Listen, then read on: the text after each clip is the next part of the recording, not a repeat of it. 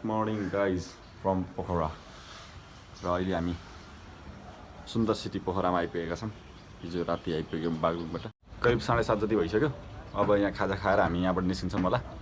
अनि यतापट्टि माछापुछ्री हिमाल थियो, तर त्यो चाहिँ अहिले यतापट्टि यो बिल्डिङको यतापट्टि माछापुछ्री हिमाल छ हैन, तर यो देखिएन खासै। अब जाने क्रममा छौँ हामी।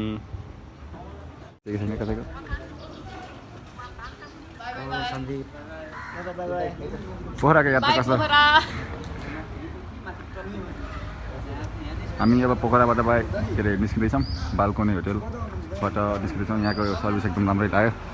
कस्तो थियो त सौरभ? के अरे हाम्रो यो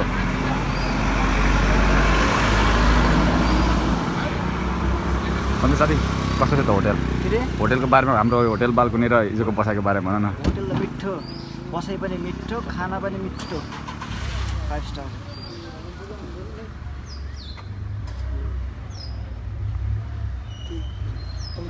सबसे सर्टकट कौन हुन्छ बोल्नु? हलन चोक यहाँबाट सिधै तल झर्ने अनि राइट लाइन युज नसकिन जाने। यहीँले हलन चोकमा छ रे। हलन चोकले परे। ल अब हामी निस्किँदैछौँ। भाइ सबैजनालाई भिडियो हेरिदिनु भयो। ल सही भन न, यो हाम्रो होटेल र nice hotel ever in Pokhara bro, 5 star everyone please. Double.